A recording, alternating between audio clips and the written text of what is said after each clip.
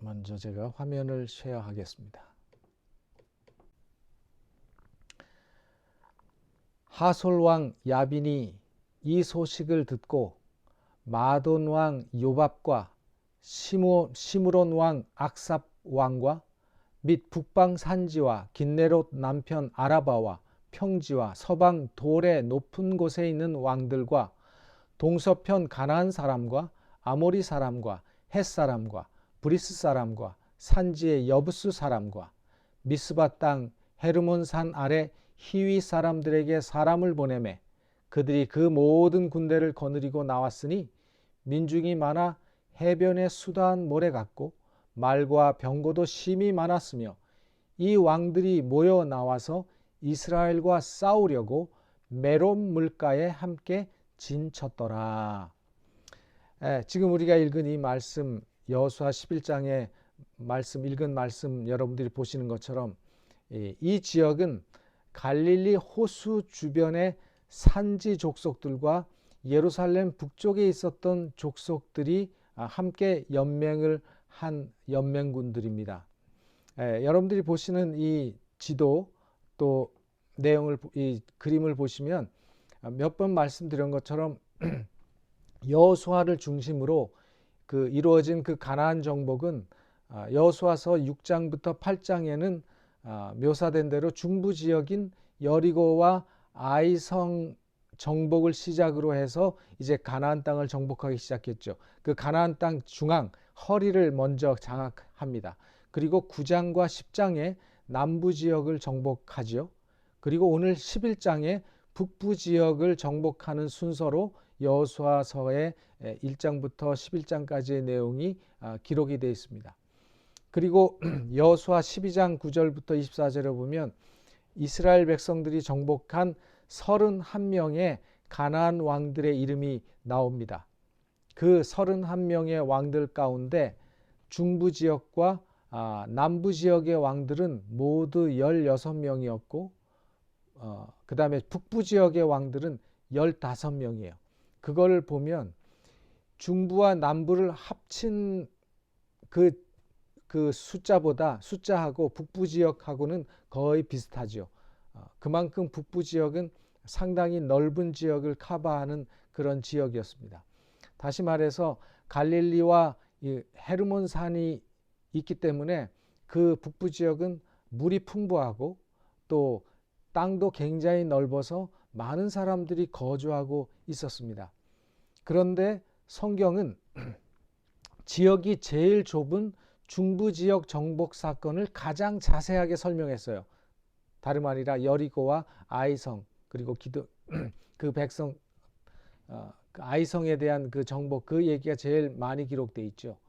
그리고는 남부 지역 얘기가 조금 기록돼 있고 북부 지역이 제일 넓고 사실은 정복하는 시간도 제일 오래 걸렸는데 그 기록은 가장 짧게 기록이 돼 있어요. 그 이유는 성경의 기록은 무슨 역사의 기록이나 뭐 일지처럼 어떤 사건을 시간 순으로 기록한 것이 아니라 모든 사건을 다 기록한 것이 아니라 하나님의 구원의 역사를 보여주기 위한 기록이기 때문입니다. 하나님의 구원의 원리와 또 구원하시는 하나님의 역사에 있어서 결정적인 사건을 중심으로 기록된 구속사 중심의 기록이기 때문에 성경은 지금 제가 설명드린 것처럼 모든 것들이 기록되어 있지 않은 것입니다. 분명히 지역도 넓고 왕도 많았기 때문에 족속도 많았을 것이고 백성들도 많았을 것입니다. 그렇기 때문에 저항도 더 강렬했을 것이고 그들을 정복하는 시간도 어쩌면 더 많이 걸렸을 것이에요. 그런데 북부를 정복하기 위해서 또한 많은 전쟁이 있었을 것이고 시간도 많이 걸렸을 것이에요. 그런데 여호수아서에는 오늘 11장에 나오는 이 메롬 물가에 전투한 내용만 기록하고 나머지는 다 생략을 하고 있습니다. 이 여호수아 11장 좀 건너뛰어서 여호수아 11장 18절을 보면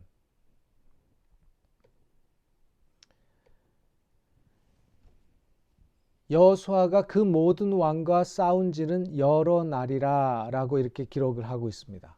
여호수아가 그 모든 왕들과 싸운 그 날수가 여러 날이 됐다고 했는데 얼마나 오래 걸렸을까? 이 성경 이 여호수아서를 쭉 전체를 다 분석을 해보면 거의 한 7년의 세월이 걸렸습니다. 그래서 이 11장 마지막까지 가나안의 중부, 남부, 북부를 다 정복하는 그 기간이 7년의 세월이 걸렸어요. 근데 모든 싸움의 기록을 짧게 요약을 하고 있습니다. 그리고 여호수아서의 내용을 잘 보면 지금 11장에 묘사된 이 메론 물가의 전쟁이 여호수아가 가나안 땅에서 참여한 마지막 전쟁인 것을 우리가 알 수 있습니다. 이 하솔이 어디인가? 하솔이라고 하는 것이 어디인가 하면 여러분들이 지금 보이고 계시죠? 하솔은 갈릴리 북쪽에 위치한 아주 꽤 큰 중심 도시였습니다. 갈릴리 호수에서 북쪽으로 약 14km 지점에 있는데 오늘날은 텔 엘케다라고 하는 곳입니다. 지금 이제 그곳을 아직도 다 발굴을 하지 못했지만은 그 옛날 하솔이 어디인지는 발견을 하고 발굴 준비가 되어 있는 곳입니다. 이 하솔이라고 하는 곳은 고대 애굽에서부터 시작되는 해변도로가 지나가는 바로 그 곁에 있는 전략적 요충지였습니다. 그리고 이 하솔은 굉장히 역사가 오래된 성읍이었는데 기원전 2000년경 다시 말해서 아브라함이 그 지역에 있었을 당시에는 가나안 지역에서 가장 큰 성읍이었습니다. 그래서 이 하솔 왕을 중심으로 북부의 왕들이 동맹을 결성해가지고 이스라엘과 싸우기 위해서 메론 물가에 모였습니다. 여러 지역과 왕들의 이름이 성경에 나오죠. 그리고 그 북부 동맹군들은 이스라엘 백성들에게는 하나도 없는 말과 병거를 심히 많이 가지고 있었다고 성경이 말합니다. 그 말은 뭔가 하면 군사력에 있어서 엄청난 차이를 보여주고 있는 것입니다. 다시 말해서 이스라엘이 스스로의 힘으로는 절대로 그들을 이길 수 없는 그 군사적인 우위가 분명했다는 사실을 우리에게 알려주고 있습니다. 그리고 헤르몬산이 나오는데 헤르몬산은 가나안 땅 북방에 위치한 제일 높은 산입니다. 거의 3000m 가까이 되는 산인데 정상에는 항상 만년설이 덮여 있고 이 눈이 녹아서 흐르는 물이 갈릴리 호수가 되고 그 갈릴리 호수에서 요단강을 이루어서 저 남쪽으로 내려가게 되죠. 그래서 헤르몬산이 중심으로 해서 그 지역은 아주 물이 풍부하고 초록이 무성하고 많은 사람들이 거주하기에 또 농사짓기에 목축을 하기에 아주 좋은 지역입니다. 그리고 이 헤르몬산이 가나안 정복에 있어서 북방의 제일 마지막 경계 지점이 되는 것입니다.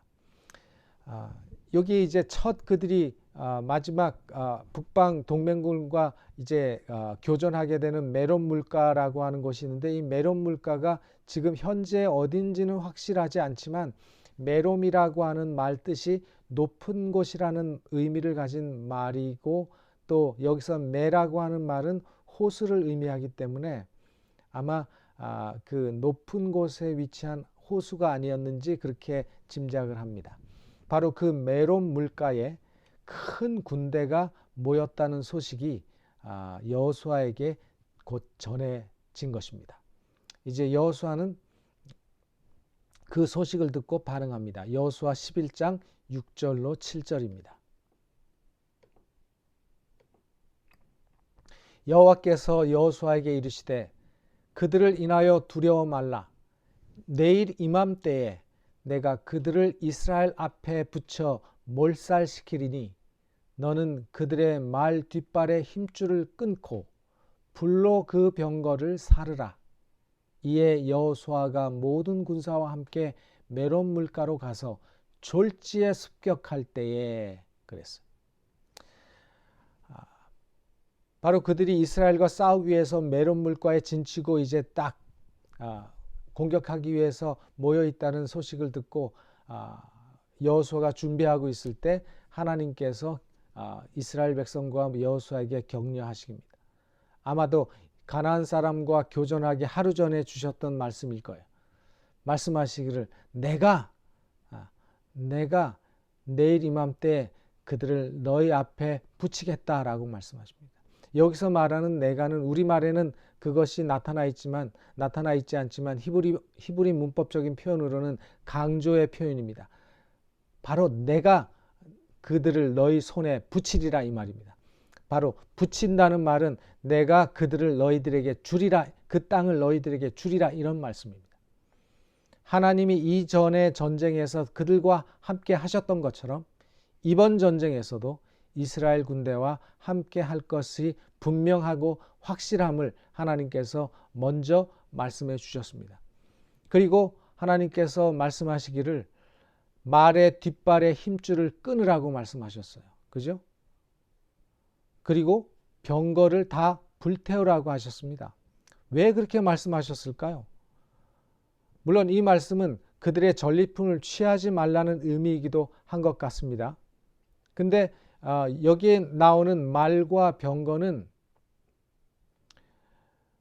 기동력에 있어서 최고죠. 기동력에 있어서 최고고 고대 전쟁에서는 최고의 군사력입니다. 말과 병거만 있으면. 그리고 이 말과 병거는 이스라엘 백성들에게는 없는 군수품들입니다. 근데 이것을 그들이 가질 수 있으면 얼마나 그 다음 전쟁에 있어서 든든할까요?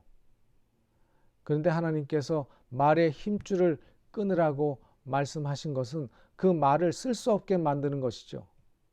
그리고 그 강력한 병거, 전차를 태워버리라는 것은 무슨 의미라고 생각하십니까?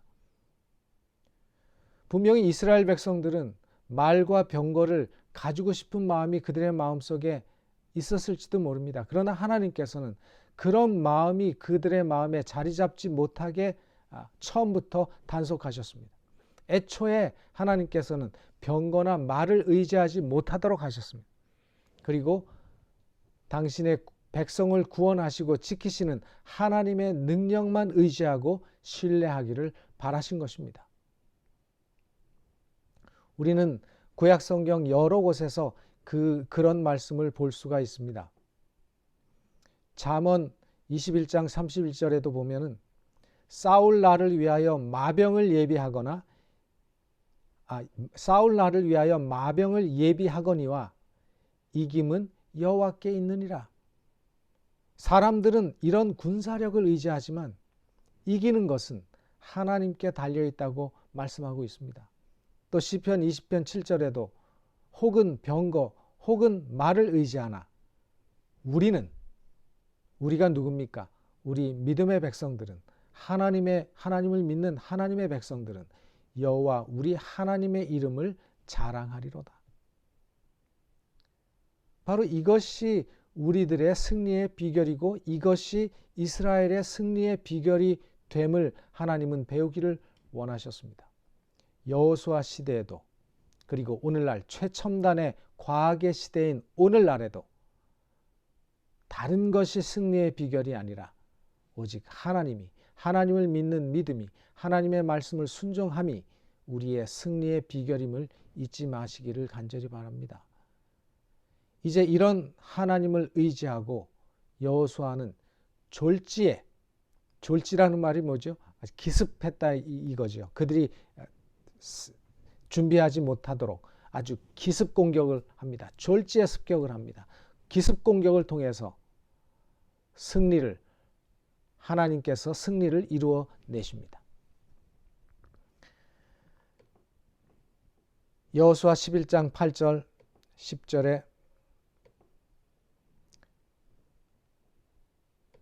여호와께서 그들을 이스라엘 손에 붙이신 고로 그들을 격파하고 큰 시돈과 미스르봇 마임까지 쫓고 동편에서는 미스바 골짜기까지 쫓아가서 한 사람도 남기지 아니하고 쳐 죽이고 여호수아가 여호와께서 자기에게 명하신 대로 행하여 그들의 말 뒷발에 힘줄을 끊고 불로 그 병거를 살랐더라. 하솔은 본래 그 모든 나라의 머리였더니 그때 여호수아가 돌아와서 하솔을 취하고 그 왕을 칼날로 쳐 죽이고. 이 구절에서 제일 중요한 구절이 무엇일까? 어느 구절일까요? 하나님께서 그들을 한 사람도 남김없이 다 멸하고 또 하나님께서 명하시는 대로 말 뒷발에 힘줄을 긋고 병거를 불살랐다. 또 하솔 왕을 칼로 죽였다 한 이 말씀 중에서 제일 중요한 구절이 무슨 구절일까요? 아마 9절일 것입니다. 여호수아가 여호와께서 자기에게 명하신 대로 행하여 그들의 말 뒷발에 힘줄을 끊고 불로 그 병거를 다 살랐더라. 하나님께서 명하신 대로 완전히 순종했다는 말씀입니다. 그리고 8절에 보면 한 사람도 남기지 아니하고 다 죽였다고 얘기했습니다. 근데 이 표현은 문자적인 의미로 해석하시면 안 됩니다. 가나안 사람들 가운데 상당수가 이스라엘 백성들의 칼을 피해서 여러 두로나 시돈 등의 성읍으로 도망간 것을 우리는 다른 성경 구절에서 확인할 수가 있습니다.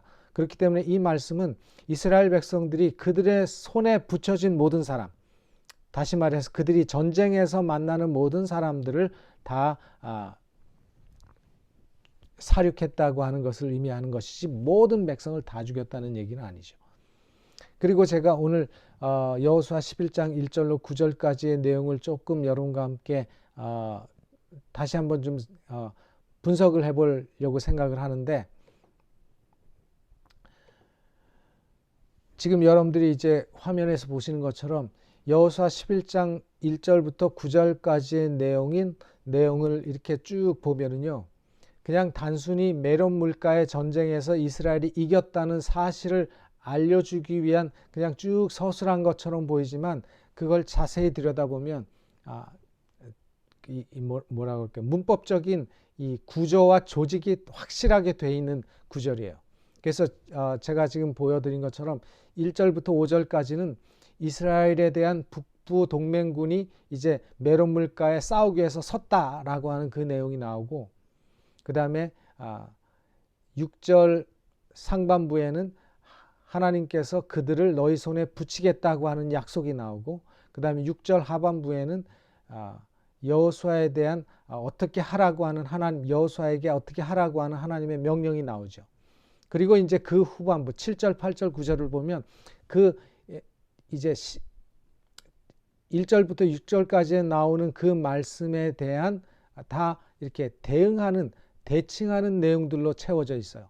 7절에는 바로 동맹군의 도전에 대한 이스라엘이 기습했다는 내용이 나오고, 또 8절은 바로 승리에 대한 하나님의 약속이 그대로 성취되는 모습이 나오고, 바로 9절은 여호수아에게 명한 하나님의 명령을 여호수아가 다 순종했음을 기록하는 내용이 나옵니다. 그래서 이 히브리 성경의 구조, 이런 조직을 잘 살펴보면 이 가나안 정복 전쟁뿐만 아니라 모든 영적 전쟁에 있어서의 승리의 원리가 무엇인지를 우리에게 보여주고 있는 것입니다. 그건 뭔가 하면 하나님을 따르고 하나님을 믿고 순종하는 하나님의 백성들은 하나님께서 승리하도록 우리에게 약속해 주셨습니다. 근데 그 승리에 대한 비결은 뭔가 하면 그 하나님의 말씀에 대한 100% 믿고 순종하는 데 있다는 것을 분명하게 보여주고 있는 이 문법적인 구조인 것입니다. 그래서 아무리 수요가 많고 그 장비가 아무리 뛰어나도, 말과 병거가 아무리 많아도, 아무리 맹렬히 공격해 온다 할지라도 우리가 전능하신 하나님의 말씀을 의지하고 그 말씀을 철저하게 순종할 때 승리는 확실하게 우리에게 보장된다는 사실을 우리에게 알려주고 있는 말씀인 것입니다. 그래서 여러분들이 이 말씀을 그저 우리는 성경을 읽을 때 쭉 읽어가지만 어떨 땐 그 말씀들을 이렇게 한번 따로따로 떼어놓고 자세하게 연구해 볼 필요가 있습니다. 그러면 그 말씀들이 어떤 구조적인 어떤 특징을 가지고 기록된 그 내용들이 성경에는 굉장히 많습니다. 그냥 또 반복하고 또 반복, 왜 이 말이 저기에 나왔는데 또 나왔지? 저기에 비슷한 말인데 뭐하러 또 일부러 이렇게 얘기했지? 이렇게 우리가 그냥 생각하고 넘어갈 것이 아니라 그것은 성경을 읽는 사람들에게 그 특별한 구조를 통해서 하나님께서 주시려고 하는 교훈이 분명히 있다는 사실을 여러분들이 아시면 좋을 것입니다. 이제 11절부터 나오는 내용은 11절부터 마지막 절까지의 내용은 그 7년 동안 치른 그 외에 주요 22절까지의 내용은 이제 그 7년 동안 치른 그 외의 주요 지점의 정복과 그 과정을 요약하고 있습니다. 11절부터 15절까지의 내용을 보겠습니다. 그 가운데 모든 사람을 칼날로 쳐서 진멸하여 호흡이 있는 자는 하나도 남기지 아니하였고 또 불로 하솔을 살랐으며 여호수아가 그 왕들의 모든 성읍과 그 모든 왕을 취하여 칼날로 쳐서 진멸하여 여호와의 종 모세의 명한 것과 같이 하였으되 여호수아가 하솔만 불살랐고 산 위에 건축된 성읍들은 이스라엘이 불사르지 아니하였으며 이 성읍들의 모든 재물과 가축은 이스라엘 자손들이 탈취하고 모든 사람은 칼날로 쳐서 진멸하여 호흡이 있는 자는 하나도 남기지 아니하였으니 여호와께서 그 종 모세에게 명하신 것을 모세는 여호수아에게 명하였고 여호수아는 그대로 행하여 여호와께서 무릇 모세에게 명하신 것을 하나도 행치 아니한 것이 없었더라. 여기 특별히 15절에 하나도 행치 아니하는 것이 없었더라. 모세가 여호수아에게 여호와께서 모세에게 명한 것을 모세는 여호수아에게 명하였고 그 여호수아가 들은 그 모든 말씀들 가운데 하나도 행치 아니한 것이 없었더라 라고 하는 이 여호수아에 대한 언급이 이 구절 가운데서 우리가 기억해야 될 말씀입니다. 여호수아는 하나님에 대한 그의 믿음이 얼마나 충실했고 단순했는지를 보여주고 있는 구절입니다. 여호수아서에서 특별히 이런 구절들이 굉장히 많이 나오는 것을 여러분들이 여호수아서를 읽으실 때 한번 체크해 보시기 바랍니다. 문자적으로는 무슨 뜻인가 하면 아무것도 제쳐놓은 것이 없었더라 이 말입니다. 이건 중요해, 이건 중요하지 않아. 여호수아가 볼 때 이건 안 해도 돼, 이렇게 한 것이 하나도 없이 그게 자기 눈에 약한 것이든 그것이 자기 눈에 중요하지 않게 보이던 것이든 상관없이 하나도 제쳐놓은 것이 없이 다 행했다는 말입니다. 여호수아는 하나님의 모든 명령에 절대 순종했습니다. 여호수아는 장래에 대해서 그가 완전히 이해를 했든 이해를 하지 못했든 상관없이 하나님의 말씀을 고지그대로 듣고 그 말씀에 따라 행동하는 단순한 믿음의 사람이었음을 말씀하고 있습니다. 오늘 우리들 가운데 어떤 사람들은 자기 마음에 드는 일들, 다시 말해서 자기가 완전히 이해할 수 없고 전적으로 그 말씀에 내가 동의하지 못하면 그 말씀을 순종하지 안 하는 믿음의 사람들이 많아요. 그런 하나님의 백성이라고 하는 사람들도 있습니다. 그저 자기가 이해하고 자기가 동의하는 일만 순종하고 충성스럽게 행하는 사람들이 있습니다. 그러나 하나님께 진짜 충성하는 것이란 하나님의 뜻에 전적으로 순종하는 것을 그 삶의 목표로 삼는 것이 하나님께 진정한 충성이 된다는 사실을 여러분 기억하시게 되길 바랍니다. 개인적인 바람이나 내 개인의 소원이 내가 행해야 될 어떤 의무나 어떤 순종해야 될 어떤 말씀과 상충될 수도 있습니다. 그럴 때 우리는 내 뜻이나 내 소원이 하나님의 말씀과 상충될 때라도 바로 그 말씀을 순종하고 그 말씀에 신실한 것이 진정한 믿음의 백성인 것을 우리는 알아야 합니다. 하나님께 모든 것을 맡긴 영혼은 내가 가지고 타고난 내 성향에 거슬리는 경험이라 할지라도 하나님의 뜻을 선택하는 그 순종의 길을 가는 사람이 되는 것입니다. 여호수아는 상당히 고결한 사람입니다. 그는 상당히 온유한 사람이었습니다. 여호수아처럼 그런 사람에게 피를 흘리며 심판하는 일, 모든 사람을 쳐서 죽이는 일은 그에게 어쩌면 커다란 굉장히 힘든 일이었는지도 모릅니다. 그러나 그는 자신의 사령관이신 여호와의 명령을 존중했고 그가 말씀하시는 대로 그는 그 모든 명령을 수행하고 이행했다는 사실입니다. 여호수아는 자신이 알고 있는 의무를 수행하지 않고 남겨놓은 일이 하나도 없었다고 기록을 했습니다. 오늘 많은 그리스도인들이, 그리스도인이라고 자부하는 많은 하나님의 백성들이 영적인 경험에서 실패하는 것은 바로 이것 때문입니다. 우리는 남겨놓는 것이 많습니다. 내가 하기 싫은 것, 내가 좋아하지 않은 것, 그런 것들은 우리가 남겨놓고 내가 좋아하는 것만 순종할 때가 많은 것입니다. 그처럼 사람들은 적극적인 죄는 짓지 않지만 이런 하나님의 적극적인 은혜를 활용하지 않고 우리들의 의무를 이행하지 않은 채 내버려 두고 게으르고 나태하게 있기 때문에 우리의 삶에 있어서 이런 놀라운 하나님의 역사가 일어나지 않고 있다는 사실을 오늘 말씀은 우리에게 지적하고 있습니다. 그러므로 오늘 우리는 이 말씀을 들으면서 오늘 이 저녁에 우리도 여호수아처럼 하나님의 말씀에 전적으로 순종하는 믿음의 길을 걷게 되시기를 간절히 바랍니다. 여호수아는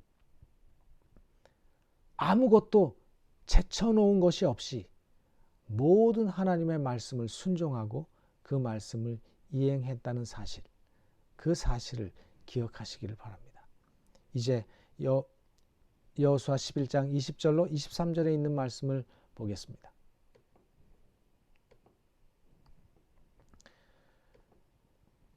20절 그들의 마음이 강팍하여 이스라엘을 대적하여 싸우러 온 것은 여호와께서 그리하게 하신 것이라. 그들로 저주받은 자 되게 하여 은혜를 입지 못하게 하시고 여호와께서 모세에게 명하신 대로 진멸하려 하심이었더라. 그리고 22절 이스라엘 자손의 땅 안에는 아낙 사람이 하나도 남음이 없고 가사와 가드와 아스도세만 약간 남았었더라. 이와 같이 여호수아가 여호와께서 모세에게 이르신 말씀대로 그 온 땅을 취하여 이스라엘 지파의 구별을 따라 기업으로 주었더라. 그 땅에 전쟁이 그쳤더라. 이렇게 해서 여호수아 11장이 끝나면서 가나안 정복 전쟁이 끝났음을 알려주면서 여호수아 11장이 끝납니다. 이제 12장부터는 정복 전쟁이 아니라 여호수아에 대한 얘기, 갈렙에 대한 얘기, 이제 가나안 땅을 이렇게 분배하는 이야기, 이제 그런 후에 이제 얘기들이 나오게 됩니다. 특별히 이 구절에서, 지금 우리가 읽은 이 구절에서 많은 그리스도인들과 사람들이 혼란스러워하는 표현에 대해서 정리를 한 번 더 드리고 여호수아서를 마무리하려고 합니다. 특별히 20절에 보면 그들의 마음이 강팍하여 이스라엘을 대적하여 싸우러 온 것은 여호와께서 그리하게 하신 것이라. 그들로 저주받은 자 되게 하여 은혜를 입지 못하게 하시고 여호와께서 모세에게 명하신 대로 진멸하려 하심이었더라. 그랬어요. 이 말씀을 읽으면 완전히 하나님이 일부러 그렇게 이끌어갔다는 표현 아닙니까? 그죠? 그런 표현처럼 보이죠. 근데 사실은 이 말씀은 원인이 하나님께 있는 것이 아니라 결과를 볼 때 마치 하나님이 억지로 그렇게 하신 것처럼 그렇게 고집스럽게 항복하지 않고 안 되는 싸움을 하다가 결국은 진멸하게 되었다는 표현을 이렇게 표현을 한 것입니다. 하나님은 절대로 우리 인간의 마음을 굳게 해서 그 마음이 죄를 짓게 만드시는 분이 아니십니다. 오히려 하나님께서 우리 마음에 계실 때에는 그 마음이 완악하던 사람도 죄에서 멀어집니다. 그러나 사람들이 하나님을 거부하고 은혜를 거절하게 될 때 그 마음이 완고해지고 완악해져서 죄를 짓는 어리석은 길로 나아가게 되는 것입니다. 그들의 마음이 강팍하게 된 것은 그들이 하나님의 은혜의 손길을 거부한 결과로 그렇게 된 것을 지금 말씀하고 있습니다. 가나안 족속들은 이기지 못할 싸움인 줄 알면서도 죽기 살기로 대드는 모양을 이렇게 표현하고 있는 것입니다. 이렇게 여호수아의 지도를 따라서 치러진 7년간의 정복 전쟁이 마쳐지게 됩니다.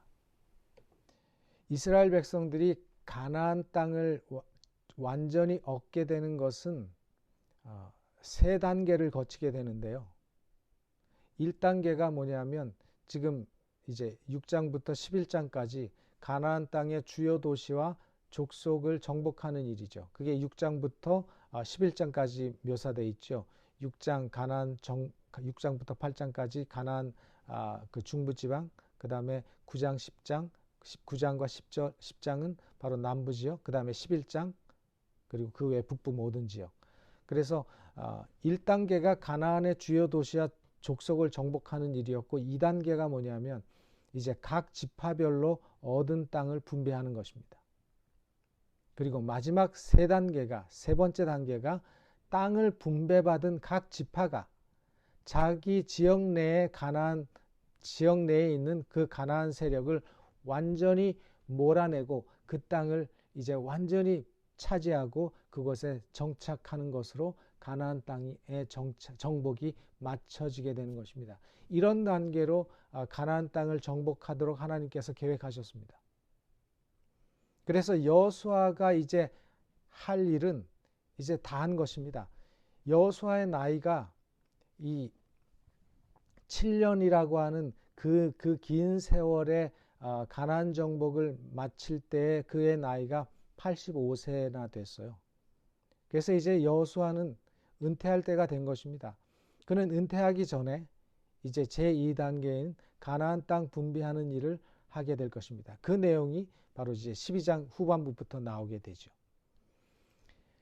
가나안 이제 11장까지 여호수아의 인도로 가나안 백성들의 세력을 꺾고 그들을 정복했지만은 완전히 몰아낸 것이 아니었습니다. 그러나 여호수아는 이제 여호수아의 지도를 따른 전쟁은 거기에서 마쳐지게 된 것입니다. 그래서 여호수아는 이제 이스라엘의 지도자로서의 이 삶을 그는 이제 마치게 되는 것이죠. 이제 이스라엘 백성들에게는 자기들이 할 일이 남아 있는 것입니다. 오늘 이 여호수아서를 마무리 지으면서 오늘 우리들의 삶도 우리의 영원한 하늘 가나안 땅에 들어가기까지 우리가 감당해야 할 일들이 있는 것입니다. 3단계가 남아 있는 것처럼 이스라엘 백성들에게 그 3단계가 나와 있었던 것처럼 우리에게도 우리의 할 일이 있습니다. 우리의 믿음의 삶에 충성을 다하고 여호수아처럼 하나님의 말씀에 순종을 다하는 우리가 되어야 하는 것입니다. 오늘 우리가 하나님께 충성을 다한다면 하나님께서는 이스라엘 백성들의 원수를 그들 앞에서 몰아내 주신 것처럼 우리의 삶의 모든 장애물들과 하늘 가는데 불필요한 모든 것을 제거해 주실 것입니다. 오늘 우리가 하나님의 언약과 하나님의 말씀을 충실히 지킨다면 하나님께서는 오늘 우리에게 여호수아와 함께 했었던 것보다 더 큰 은혜와 축복을, 더 큰 영토를 주시겠다고 약속하셨습니다. 그런 놀라운 약속이 오늘 우리들에게 이루어지기를 간절히 바랍니다. 이제 여호수아서를 마치면서 우리가 그동안 여호수아서를 통해서 공부한 모든 말씀들을 여러분들이 마음속에 기억하시고 그 교훈을 우리의 믿음 생활에, 우리의 신앙 생활에 잘 적용하시고 믿음의 길을 가시는 우리 성도들이 되시기를 간절히 바라면서 오늘 말씀을 마치겠습니다. 다 함께 기도하시겠습니다. 하늘에 계시는 저희들의 아버지 하나님, 주님의 은혜 가운데 여호수아서를 공부하게 하시고 또 이제까지 여호수아서를 잘 공부할 수 있도록 인도하여 주심을 인하여 감사합니다. 주의 거룩하신 성령께서 우리가 그동안 듣고 읽은 그 말씀들이 우리의 심령 속에 기억나게 하시고 우리가 매일매일 삶을 살 때 그 말씀의 원칙과 승리의 비결들이 무엇인지를 깨달아 알고 그 원칙대로 살아가며 순정하며 충성하는 하나님의 거룩한 백성들이 다 되게 하여 주시옵소서. 이제 우리에게 하늘 가나안 땅이 예비되었고 우리가 그 하늘 가나안 땅에 들어가기 위해서 준비하는 백성이 되게 하시고 이 땅에서 아무도 낙오되는 사람 없이 우리 모두가 그 가나안을 위협으로 받을 수 있는 하나님의 거룩한 백성들이 다 되게 축복하여 주시옵소서. 오늘 이 시간 우리에게 은혜를 주시고 또 성령께서 우리와 함께 하심을 인하여 감사드리오며 이 모든 말씀 우리 구주 예수님의 이름으로 간절히 기도하옵나이다. 아멘.